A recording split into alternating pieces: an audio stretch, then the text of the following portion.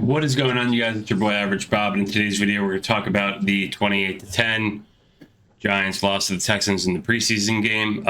I posted a live stream. I had to go to a baptism yesterday. I'm filming this Sunday morning, so a lot of these highlights that I'm going to see after the first drive is the first time I'm seeing these highlights. So I did do a live stream before I left for the baptism, you see my live reactions to Daniel Jones' first almost interception, which might be this play actually right here. Yeah, Derek Stingley Jr. coming up. And then CJ Stroud and the Texans going down the field. But let's get started and dive into things here.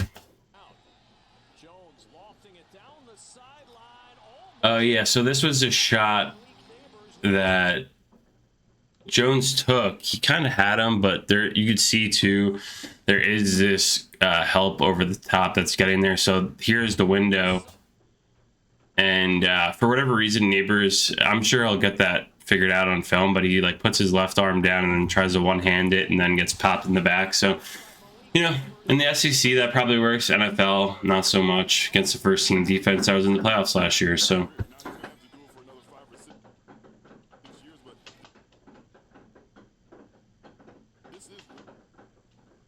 Giants coming up. Yeah, so this is one where just like a little like hitch or kind of like a custom stem, but Stroud is looking his way the entire time. He's the only guy on that side of the field, or wide receiver on that side of the field. That's Nico Collins. And Banks, or whatever, Banks just kind of falls over and slips, and I think the Giants get away with one there. That could have been a little bit worse. But yeah, that's CJ Stroud's kind of coming into his, he's picking up right where he left off in year two. Just a bit outside, but if I was a Texans fan, I would be very excited with what I am seeing thus far in this game. Three-headed monster at wide receiver, Diggs at the bottom of the screen, Nico Collins. And I think Tank Dell did hurt his ACL last year, so I don't know if he's back yet or what, or who their third wide receiver is. But regardless, big play by Sexy Dexy, and this is what I said during the live stream. This is what makes Dexter Lawrence. Look at this, actually, look at this line that they have it real quick. Let's see. They're obviously off on this one. The NFL Network crew or Fox or whoever was doing this game with this line. Look at that. It's not even, it starts here and then ends up over here, and so it looks like everyone's offsides even though the ball's at the 6. But this is why Dexter's going to be one of the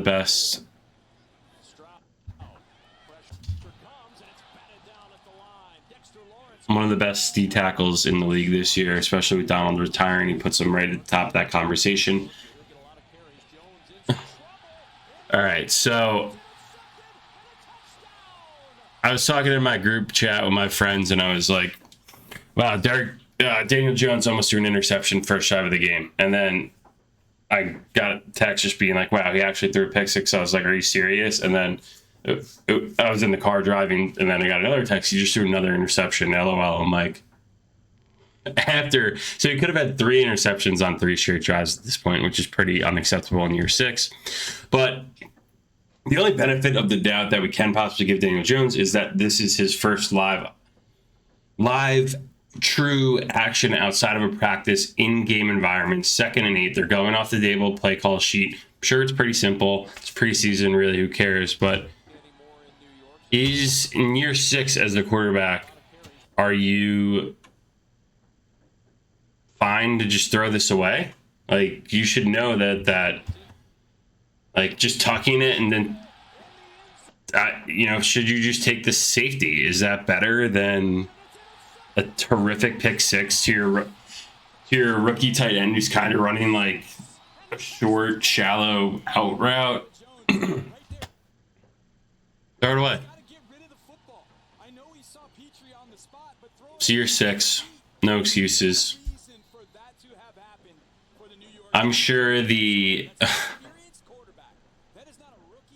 This is the first time I'm watching it. I'm glad. I always feel good when you hear the announcers say the things that you say, because that gives me a little hope. Maybe I chose a wrong career path and could have tried to do this from the get-go. So, as I mentioned, I was in the car. So, on Bob Papa and Carl Banks and Phil Simms were in the booth calling the Fox version of this game for the preseason. And on WFAN was Sean O'Hara and Paul Dottino. P-Dot's great, and I love Sean O'Hara, obviously, soft place in my heart. But they were not talking about anything negative that the Giants were really doing. It was almost like a Mets broadcast, right, where you have Gary, Keith, and Ron, and they never really talk about the negative. And the Rangers, I'm a diehard Rangers fan. Sam Rosen, love him to death last season coming up, but he is someone who never talks about the negatives of the Rangers. And Micheletti, like, you'll watch guys get burned, and he's like, that's a great play by the other guy. It's like the defender just didn't even move his feet and got torched. So here you go. You see, this is what Danny Dimes here does best. Hey, let's just also... what did I do here? Okay. Immediately, this is like one of the best pockets that we've seen in like a year. 2nd and 14. Routes downfield. A lot of options, highs and lows. Wandell on the flat. You're getting Gray going out here. And then you got a high-low between... Looks like Hyatt's doing a post and Bellinger is doing a, like a 12-yard out route. So a bunch of options, but obviously this out route is completely covered. It almost is like a video game on the toughest thing where you're seeing this is great coverage. Look at this guy. He's running a route inside of Bellinger. So there's nothing available. Dimes tucks it and goes and almost gets a first down, which isn't bad for a guy coming off an ACL injury. So 1st and 10. Another good clean pocket. Better than anything we really saw last year. Danny Dimes delivers a strike and it's intercepted.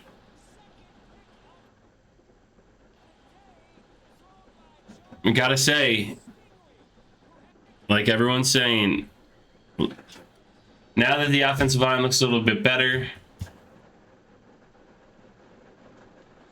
what are the I mean, I guess it is live ammo. I'm not trying to make excuses for him, but I think if this happens in the regular season and you're at a home game, there will be heavy, heavy, heavy boos. Also, can I just go back to this for one last time here? Because I don't have the all 22, but there's a reason why we drafted number 13, Jalen Hyatt, is to put the ball out past in front of him and let him run underneath it. Your boy is also logged 60 hours of the new NCAA football game. Any single time that you're underthrowing a route, it's an auto interception. So I'm not talking about me playing my 60 hours worth of NCAA compared to being an NFL quarterback against a starting defense. But I know, like, that the Texans cornerback is playing towards the inside. So any ball that is not further than Jalen Hyatt has to run out to or towards this area or towards the sideline is going to be intercepted. So I don't know what Daniel Jones is looking at.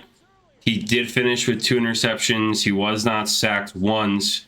And then I think before halftime, he did have a couple of good throws down the field. So I am glad to see, though, that they are going to just completely, it's preseason. Fuck it. You throw an interception, just keep throwing it. Who cares? Like, you need to get live reps in game type environments. It's like the difference between, I don't know if you golf at all. If you're going to the driving range versus actually, you could visualize, say, an 80-yard shot, you have your pitching wedge out on the range. But when you're staring on a course and you're 80 yards out and there's bunkers on both sides and the rest of your group's waiting for you to hit your shot, it's more of a live environment. And that's what I'm equating it to in this preseason game. So there it is right there. Oh, God damn it.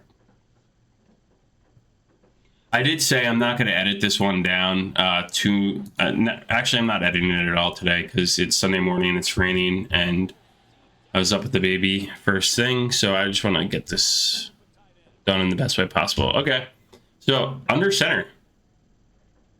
Something we would see a decent amount with Saquon, but last year we just never had time to do like a 5-step drop out of like 11 personnel. And then here you go. This is what he corrected the mistake the first time. Cornerback is sitting inside, throw it outside on the sideline where only the wide receiver could get it. And Darius Slayton, great catch, great ball, great throw. See? Oh, he torched him right off the line. So he was just chasing his ass the entire time. But that's been the rapport that those two have had to this point. Neighbors in motion. So 2 tight ends at the top, and Neighbors also going to block, and Singletary gets in. Yeah, like I was saying, you're going to get a lot of guys wearing their number 26 jerseys still, too, and I hope that they can cover up Barkley and replace it with Singletary.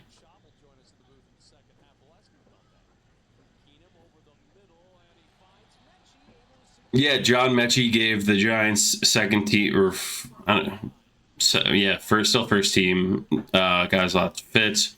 John Mechie Jr. went 6 for 68 and touchdowns on 7 targets. Good story in the NFL when you think about it. Anyone who could overcome cancer as a rookie and come back. Wow, this is a great cut by number 22 here. I guess this is this JJ Taylor or Brooks, or they have Cam Akers too. Look, everyone's just flowing south.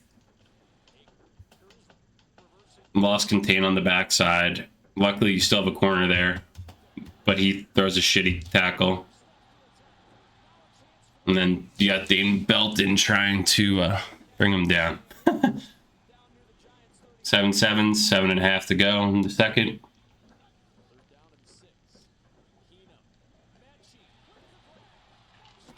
Great route. It's man. You got to come in motion to cover him. So we're in a man and we're blitzing.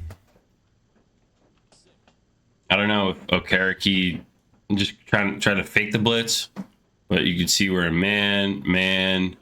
He's immediately coming down on him for the man. And just too quick of a release. I think this is a great audition tape for Case Keenum. Vikings might need a quarterback if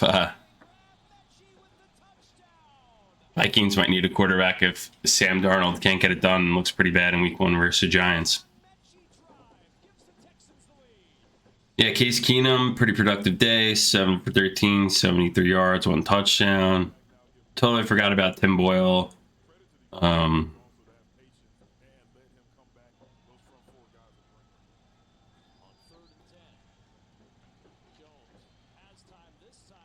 Okay, here we go. Let's watch it from the start here. 3rd and 10, tight end up top. They've really been putting Theo Johnson in a lot of these packages to get him involved. Singletary on the right. Pretty much nice little spread with the tight end.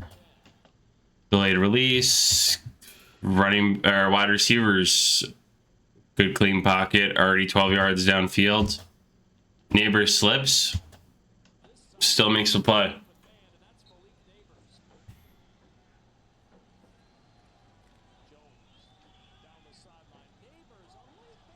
Great catch by Neighbors. Great throw. Put it on the sideline. Decent pocket. Guys getting through in the end. Both feet in. I mean, if he could do that fairly consistently, that is going to be one of the biggest upsides the Giants, or the biggest upside the Giants have seen. Wow. I don't know. Did he get both of his feet in there? Yeah, I'm interested to see what Hyatt could do. Second year, I give everyone kind of a pass last year with just how messed up everything got so fast. So how can you actually, you know, really, how could you really like understand what the capacity of last year's team was as everyone was hurt? All right, the motor on number 94 here. My God, he is the backside, the tackle. Look at this guy. Oh my God. So there's two sides of this story. 94, Chapman getting all the way downfield, hawking a running back who might have stepped out of bounds and slowed up. And then the Texans running back room will be like, bro, you just got absolutely tracked down by a lineman. Wow, okay. We're in a... Okay. Tight end on the left, so this is a little weak eye.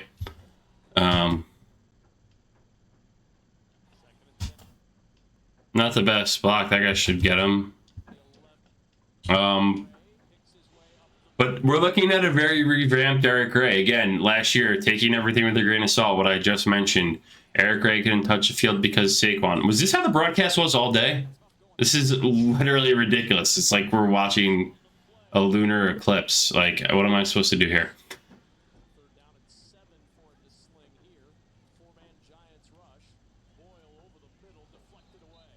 Good play by 23. I think he was the guy who got torched a little bit earlier. Trey Herndon.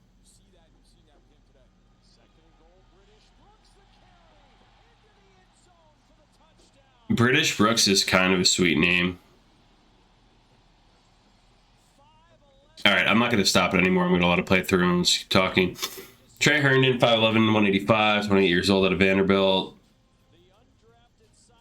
Been on the Jaguars for the last, like, give or take 6 years. Oop, is Pizza Hut making a comeback here? A little sponsorship there.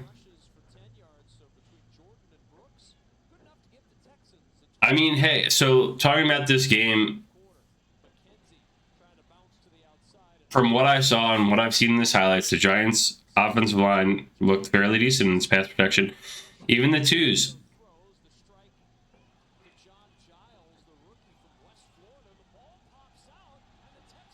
John Giles, the rookie from West Florida. I'm not even trying to be... I'm not even trying to... West Florida College.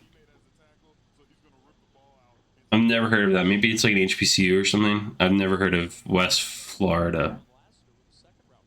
But now I'm interested and now I want to like dive into it. Like John Giles trying to put West Florida on the map.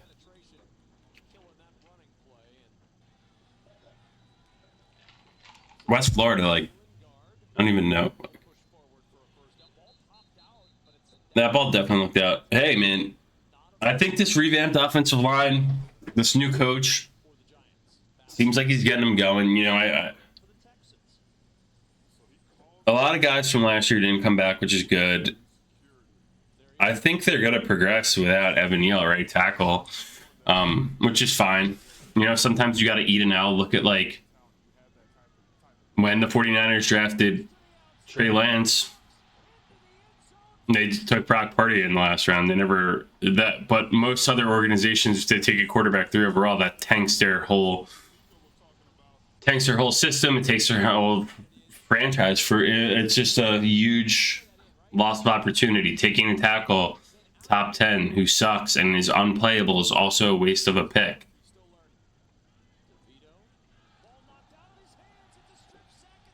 Wow.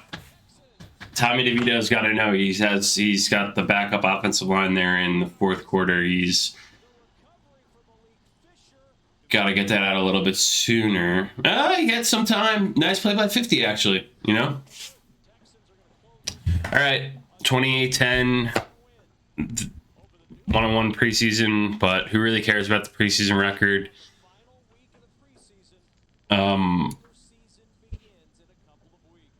Yeah, lot of work, a lot of stuff to work on, but I am happy with the offensive line looking better. Danny Dimes just needs more live rounds, more reps, more reps moving around. And yeah, I mean, Neighbors looks super legit right off the bat. It looks like he definitely commands a role from day one on this team. He looks, I don't want to jinx it or anything, but he looks like one of the prettier wide receivers we've seen probably since number 13 was here. Anyway, thank you guys for watching. Have a great day and great Sunday. And if you're sitting like in the rain like me, hopefully you could just chill and enjoy it. Later.